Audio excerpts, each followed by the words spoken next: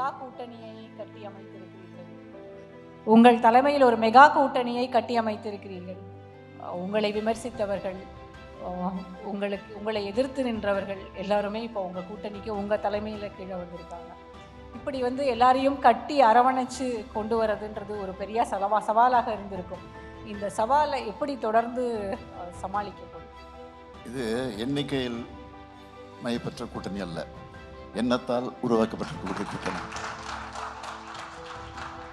இது தொடர்ந்து தமிழ்நாட்டில் இந்த கூட்டணியை நாங்கள் தொடர்ந்து 2 நாடாளுமன்றத்தில், ஒரு சட்டமன்ற தேர்தலில், உள்ளாட்சி தேர்தலில் இந்த கூட்டணி தொடர்ந்துகிட்டு இருக்கு. இப்போ அமைய இருக்கக்கூடிய இந்த கூட்டணியில் கூட, இந்த தேர்தலில் கூட இன்னும் பல கட்சிகள் இதில் இணைந்து கொண்டிருக்கிறது, இன்னும் இணைய இருக்கிறது. அதனால் இதை நாங்கள் சவாலாகிறதுல இது கொள்கை கூட்டணியாக நாங்கள் எடுத்துக்கிட்டு போகிறோம். அடுத்து இன்னொரு கேள்வி. நேற்றைக்கு நம்முடைய பிரதமர் மதுரையில் பேசும்போது திமுக மீண்டும் ஆட்சி அமைப்பது ஒரு காணல் நீராக இருக்கும் அப்படின்னு சொல்லியிருக்காங்க. அதற்கு உங்களுடைய பதில்? மோடியை பொறுத்த வரைக்கும் சொல்லணும்னா, ஏற்கனவே தமிழ்நாட்டில் அவங்க பிஜேபி ஆட்சி அமைக்க வேண்டும்ன்றது தான் கனவு கண்டுட்டு இருக்காங்க. அதுதான் காணல் நீராக போயிட்டு இருக்க தவிர அவர் சொல்கிற மாதிரி இல்லை. தேங்க்யூ.